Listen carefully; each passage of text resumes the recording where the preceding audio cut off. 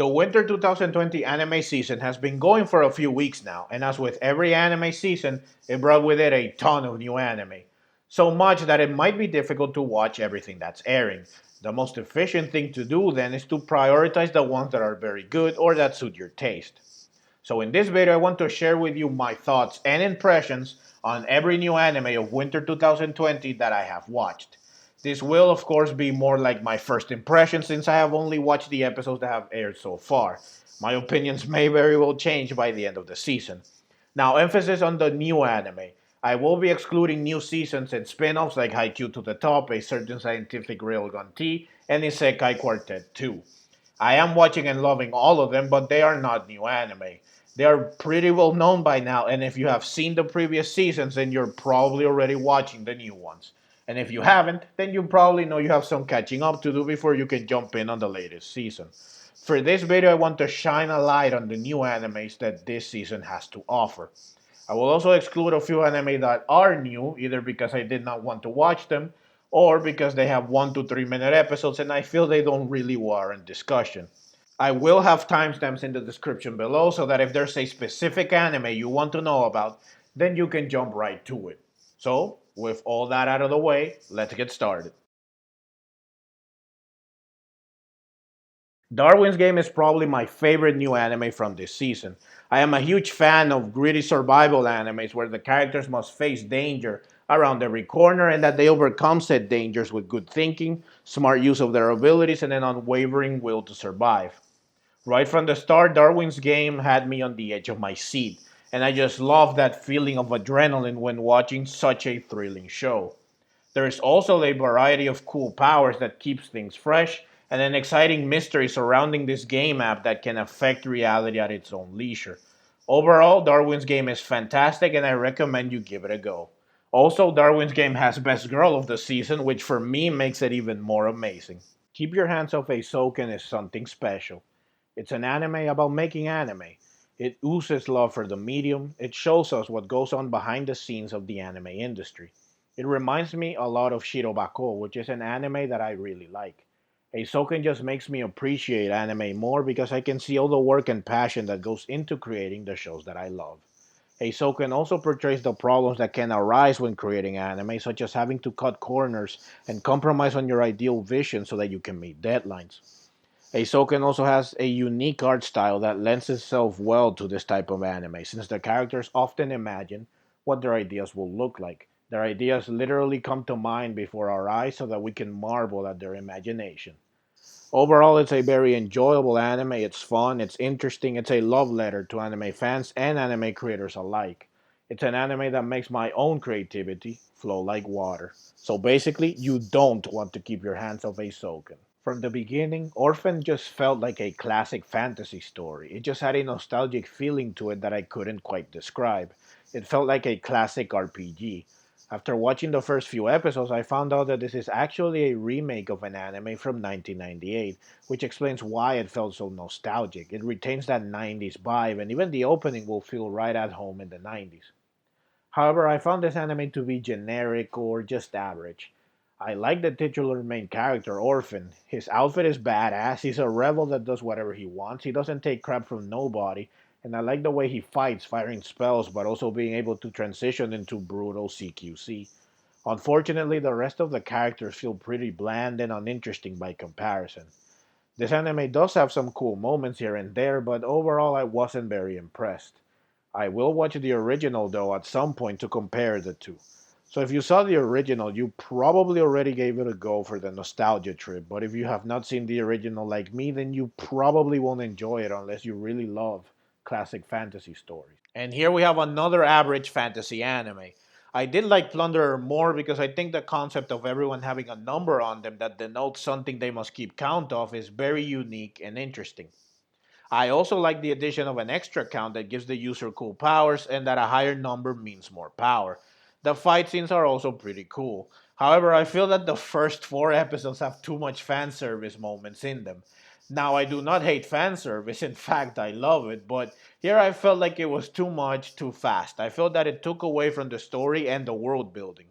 There should have been less fan service so that more time could be spent developing the important aspects of the story right from the start. I did read comments from people that read the manga, and they were saying that Plunderer would develop nicely and in a way that people do not expect, so I will be looking forward to that. Overall, not a bad anime, but once again, it's not really amazing either. Visually, Hanako-kun is very impressive. It has sharp, stylish animation, and it uses very vibrant colors that draw your eye. Pair all of this with mind-bending visuals, and you have a very good-looking anime. Its use of dusk, the orange color that accompanies it, and the supernatural school setting reminds me of one of my favorite anime, Dusk Maiden of Amnesia. As a character, I really like Hanako-kun because one moment he's so serious, badass, scary, and then the next moment he's a mischievous troll, teasing poor Nene into embarrassment. I also really like the storytelling in this anime. It's very good, and when paired with the stunning visuals, it feels like a picture book that illustrates a dark and haunting fairy tale. Each episode feels like it reveals a small piece of a big, mysterious puzzle, and more of the mythical aspects of the world are fleshed out. This anime is just a nice blend of supernatural elements and comedy with a bit of romance on the side, and I really like it.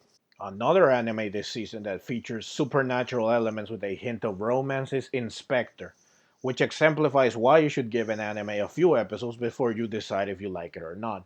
Episode 1 made me think this would be a supernatural battle anime, but from episode 2 onwards, it takes a turn into a supernatural detective mystery solving anime, hence the clever name in Spectre. This approach works for me because I like mystery anime. I really like the main characters too because the banter between them is very funny. Inspector reminds me of the Monogatari series because they are both dialogue heavy anime that revolve around solving the mysteries surrounding apparitions and other supernatural phenomenon, with interesting, compelling main characters that have fantastic chemistry and marvelous interactions. Of course, I'm not saying that Inspector is as good as the Monogatari series, but it's a good point of reference so that you know what to expect.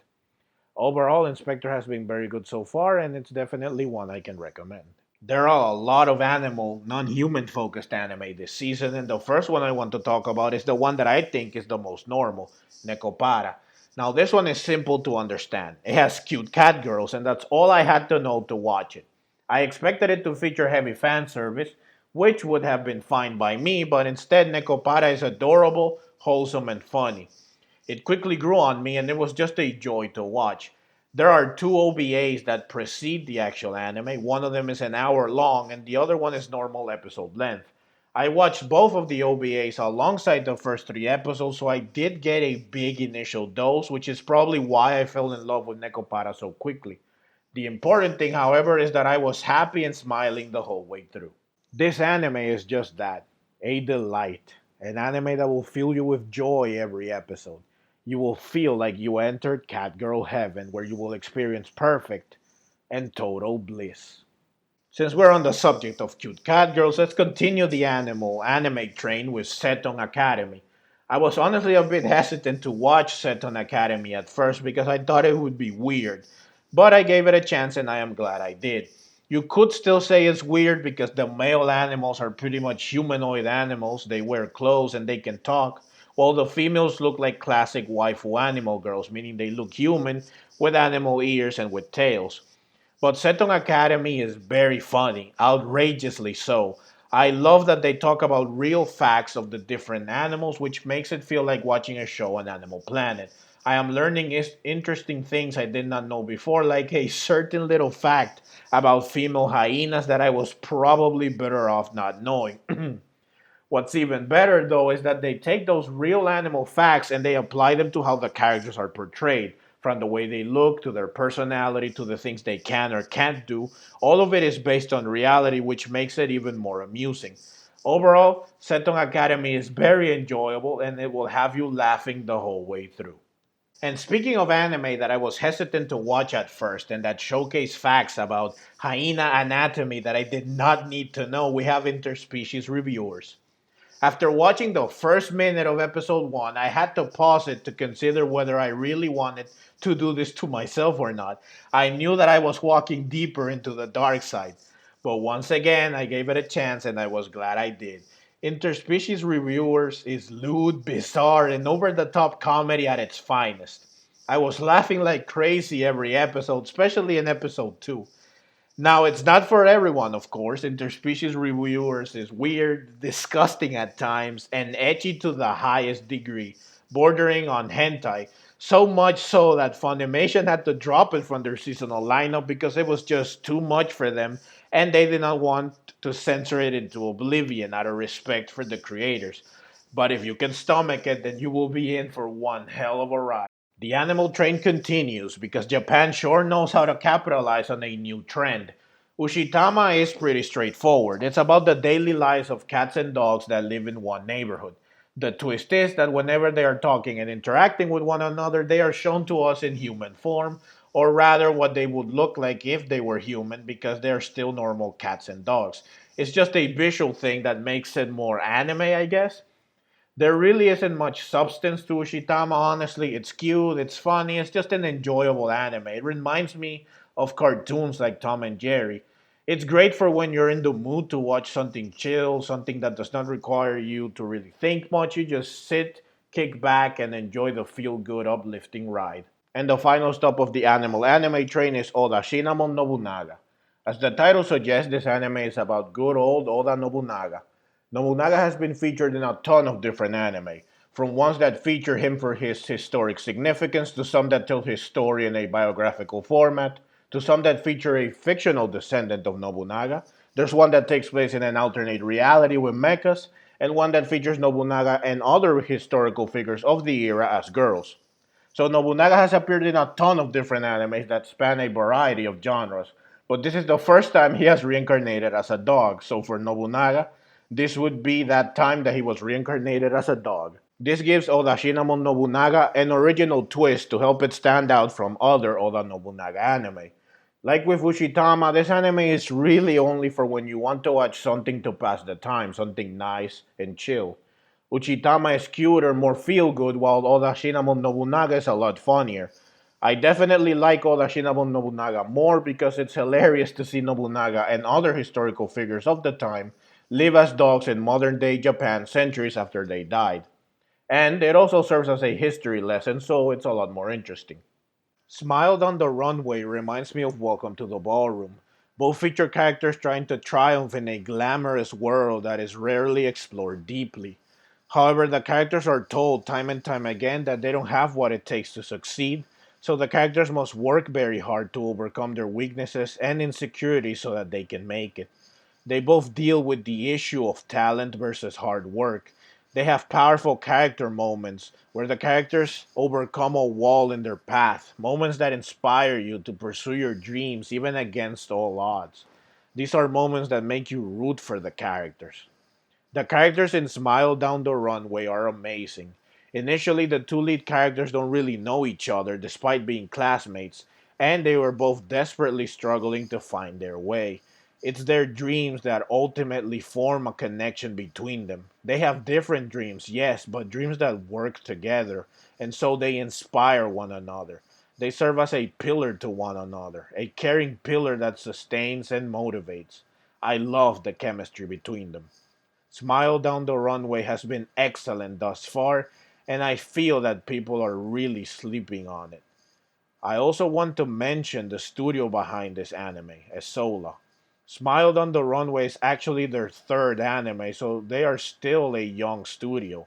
I know of them because I loved their first anime, Happy Sugar Life, back in 2018. It bothered me that Happy Sugar Life was so underwatched back then, and someone told me it was probably because the studio was new and thus unknown, unproven. I took note of them because I loved their first anime so much. When I saw that they were behind Smiled on the Runway, I was pleasantly surprised. It's great that they keep creating amazing anime, and I hope that they get the recognition they deserve someday. Please, don't skip Smile Down the Runway. Somali and the Forest Spirit is the wholesome, cute, warm anime of winter 2020. Somali is adorable, and the way she interacts with her surrogate father, a golem, really melts your heart. It's a happy, pure, and feel good adventure. However, like with Made in Abyss, the world of Somali is both beautiful and dangerous. It's an amazing and picturesque landscape straight out of a fairy tale, But like with a pretty rose, it has its thorns, which will hurt those enamored by the beauty. Somali has so far juggled between cute, wholesome moments and darker, scarier moments, but it has not been as unsettling as Made in Abyss so far. Honestly, the only bad thing about Somali is that I can already tell that when this journey reaches its end, it will wreck me emotionally, and you're just never ready to be hurt that way. So it's all aboard the fuel train, but I am sure that once the train reaches its final stop, we will be glad we got on the train and that we got to experience such a beautiful journey. Dorohedoro is certainly in contention for the weirdest, most bizarre anime of winter 2020. Visually, it stands out from the rest because it's very unique. It seems to use CGI combined with standard hand drawn animations that gives it a stylized look that very much suits the story and characters, which are all, again, very unusual but in a good way because they are cool, wacky, and humorous. Honestly, Dorohedoro feels like a comic book adaptation, something straight out of Marvel or DC because of all the masks and the brutality of its action. Dorohedoro has also presented some very compelling mysteries so far, and I can't wait for them to be unraveled. Overall, Dorohedoro is awesome, it's raw, weird, and insane. It honestly surprised me with how outside the box it is and how good it is despite it being so weird. The Case Files of Jeweler Richard is another anime that surprised me. I had low expectations going in, but I ended up enjoying it. It reminded me of Homes of Kyoto, an anime that I honestly think was underrated. The difference being, of course, that instead of antiques, Jeweler Richard focuses on jewels. They both follow the one jewel or antique per episode that leads to a mystery or character drama. I really like mystery, and Jeweler Richard delivers on that. But more than that, it has managed to teach important lessons through its characters and their plights. I feel there is a lot of heart in the character exchanges. The one problem I have is with the main character, Seigi. I find that he talks too much when he should just listen. He is very nosy and he always wants to voice his opinion without considering the situation. He has already learned several times that he should correct these flaws, meaning that part of the point of the story is for him to develop as a character, so I guess it's fine, but more than once I just wanted him to shut up. Overall, Jeweler Richard is good and it should not be overlooked. I was not going to watch Pet initially because of some unsavory comments I read about it, but I gave it a go because the premise was interesting. I find that the idea is very cool, but the execution is terrible. The ability that characters have to get inside people's heads, which allows them to change memories, find out deep secrets, and even straight up crush the person's mind, is very cool. But this ability is poorly explained. The first episode deliberately confuses the viewer because stuff just happens with no explanation. Episode 2 does try to explain things and it makes more sense then, but there are still so many terms that the characters throw around that have no explanation. If they would take the time to explain things, then I could feel more invested in Pet. It also feels like there's another season prior to this one because so many of the characters know each other already. And there's clearly a lot of history between them, but little of that is shown or explored, further compounding the main issue with Pet. That it's a mess. It just feels hollow, and even the characters feel too one dimensional. I can't really recommend Pet. A3 season Spring and Summer is a reverse harem based on the game. I literally had no expectations going into it. I just watched it and I found it to be okay. It just felt like a lot of the reverse harems I have watched before, meaning it isn't breaking the mold. I do think the focus on acting and script writing is interesting, but beyond that, I don't really have anything to say about it. I am not saying it's bad per se, it's just very unremarkable. I have seen a lot of comments of people who played the game saying they enjoy it, which is fine and means this anime is really only meant for those that played the game, so I am not the intended audience. I love the Rising of the Shield lolly.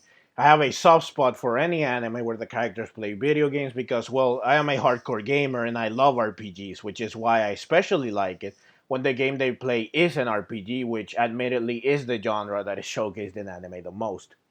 Shillolly reminds me of Sword Art Online Alternative, which is another anime I really like, because they both have a female protagonist that starts playing a virtual reality MMORPG because their best friend suggested it. The main character logs in alone initially because their friend can't log in because of life, The main character is a total noob at first, but eventually they find their footing and they manage to become OP. Their friend then logs in and they participate in events and tournaments together.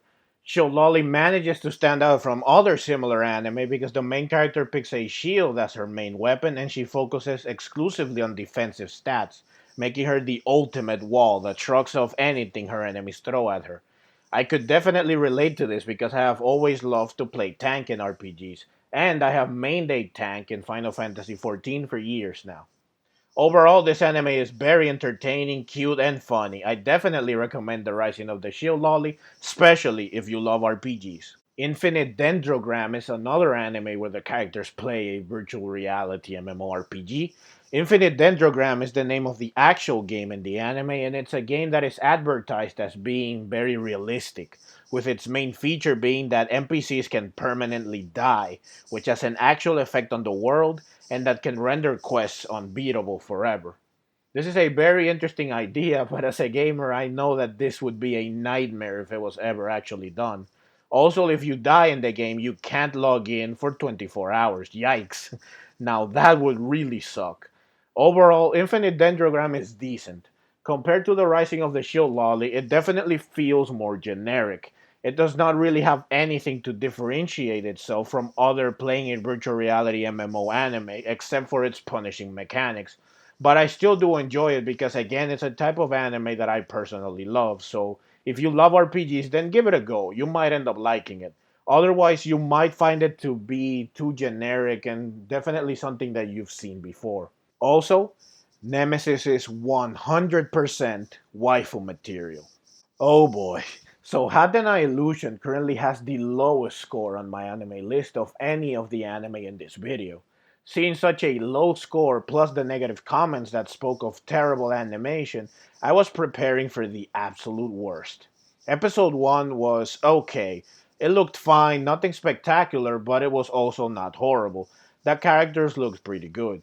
Episode 2 was, however, very rough as far as animation goes, and it wasn't for an action scene or anything complex. There was a scene where the characters were just talking to each other, but the faces were completely lifeless, and only the mouths were awkwardly opening and closing. It was immersion shattering. The other scenes afterwards are not as bad as this one, but they are by no means great. The only saving graces of this anime are the characters, which I find to be good, and the story, which is an interesting blend of magic, special artifacts, and phantom thieves. So overall, is it the worst anime I have ever seen? No, not even from a technical standpoint. I have unfortunately seen far worse. Is it the worst anime of the season from the ones I have seen? Maybe. It's debatable. Is it worth watching despite the poor animation? It depends. It wasn't horrible, so it's a matter of whether you want to suffer through occasionally subpar animation to watch an anime that is decent at best. Oshi ga Budokan was quite a surprise. I just saw cute idol waifus on the cover and I jumped in thinking it would be just another idol show, but before I knew it, I was hooked. Oshi ga Budokan stands out from other idol anime because the focus is not so much on the idols themselves, but on their hardcore fans. Main character Eripiyo becomes obsessed with Maina, the least popular member of an up-and-coming idol group. It's Eripiyo's goal in life to see her favorite idol triumph, and she would die to see her play at the Budokan. This anime is very funny. Eripiyo is just a great character, and seeing how far she's willing to go for Maina is entertaining. It's also very cute and heartwarming to see just how much love the fans have for their favorite idols, and how much that love and support means to the idols themselves. This anime also offers an interesting look at the world of idol otakus, seeing everything they do to follow and support their favorites. Overall, I love Oshiga Budokan. After 3 episodes, I was hooked and I wanted more. It's one of the ones I look forward to the most each week. I also give it extra points for being an idol anime that mostly avoids CGI for its performances. This anime is great, and it's criminal that it's one of the least watched from the animes on this video according to my anime list. There's another new idol anime this season, and that's 22/7 or Nanabun no Niju ni. With such an ambiguous name, I was not sure what to expect. It turns out it's an idol anime where a group of girls from different walks of life are gathered to become an idol group by following the orders of a mysterious sentient wall. It sounds weird, yes, but that's what it is. 22/7 has had some interesting character drama thus far. It seems that each girl will have an episode dedicated to them where they will have to overcome something. We will get to know their backstory and they will develop as characters and their group chemistry will improve. It's been good so far, and there was a very good performance in episode 3. However, I don't really have a grasp on this anime yet. I can tell I like it, but I can't pinpoint why I like it exactly, so I don't know if I would recommend it or not, but it might end up being pretty good by the end when the characters have been properly developed, allowing them to potentially grow on us, and once they have formed stronger bonds of friendship and deeper connections to one another as a group. ID Invaded is very unique. Right from the start, it feels like watching Inception. It's a mind bending and surreal experience. I love the concept behind it that a serial killer's intent to kill can leave a trace that can be picked up and used to create a virtual world that is essentially the killer's mind, their consciousness. A so called brilliant detective can then be sent into that virtual world. They essentially dive into the killer's consciousness so that they can understand what drives them to kill, so that they can find out who they are, so that they can eventually catch them. It's cool that every virtual world is different because every mind is different, and these impressive settings become characters of their own. They feel like video game levels, with each one having a unique way to clear it. ID Invader reminds me of Psychopaths because they are both about solving crimes in the future with groundbreaking technology. Psychopath is more action packed, while ID Invaded is more thought provoking, more about the psychological aspect. ID Invaded has been amazing so far, and I highly advise you give it a go. I did not expect much from a destructive god sits next to me, given the low score it has on my anime list, which is a running theme for this video, and the first episode lived up to my low expectations. I found it to be too repetitive. It just took the one idea it had and it ran with it. Main character said he just wants to live a normal life but can't because of his delusional classmate Hanadori and his mind reading classmate Tsukimiya.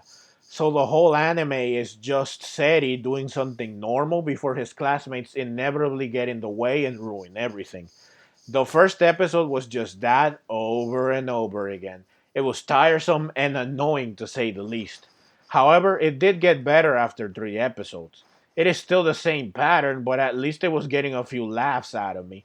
But it is still very frustrating to see Hanadori and Tsukimiya constantly destroying Seri's plans, and it's even more annoying because Seri always curses their existence initially, then they do something nice, and Seri says, you know what, maybe they aren't so bad after all. And then they do something bad again, and Seri goes back to cursing them. It's just an unending loop. Overall, it's not terrible or unwatchable. It certainly has its funny moments, but I really wouldn't recommend this to you unless you want a few quick laughs. Asteroid in Love is cute girls doing cute things at its finest. That's really everything you need to know. Cute girls in an earth science club obsessing over rocks and planets. It's cute, it's funny, it has lovable characters, and it will teach you a thing or two about astronomy and geology. All of this with a side order of Yuri, and I love it. It's just a relaxing and enjoyable anime that won't fail to bring a smile to your face. Coincidentally, I am currently taking a science course for college credits, and I picked astronomy because it fit my schedule the best. So it was a nice surprise when I watched this and saw the heavy focus on astronomy. So you can say that I will be an expert on astronomy by the end of the semester. I love romantic comedies, but one problem the genre has is that it has its established tropes and cliches that show up in almost every anime that falls under this genre, which makes all of them feel very similar to one another. Every so often, however, a romance comedy anime comes along that breaks the mold and tries to distinguish itself from the rest. Science Fell in Love, So I Tried to Prove It is one such anime. It replaces the classic high school setting with a college setting instead, which brings along more mature characters, But what really makes this anime though is the premise. Himuro and Yukimura are both science majors. They look at everything from a scientific standpoint. They overanalyze everything. So when Himuro confesses that she loves Yukimura, he questions her, saying that how does she know that she's in love? From here, they go on a journey to test scientifically just what makes people fall in love, and how can you prove or determine that you are in fact in love. This anime is funny, very funny, because the characters are all just fantastic, and the situations they get into in their quest to prove love are hilarious. This anime reminds me of Otakoi because they are both mature romance comedies that feature socially awkward characters. Science fell in love, so I tried to prove it is comedic gold. The romantic scenes are cute, I love the characters, this anime is just a joy to watch, and it's one of my favorites from this season for sure. And that's all I have for you in this video. Hopefully this shines a light on the new anime of winter 2020, and I hope it helps you find something new to watch and enjoy. I wanted to have this video out sooner, but it ended up being a lot more work than I expected, so it took longer than I anticipated, especially because I had other videos I was working on in tandem. But it's here now, and I hope you enjoyed it. Thank you very much for watching, and let's meet again in the next video.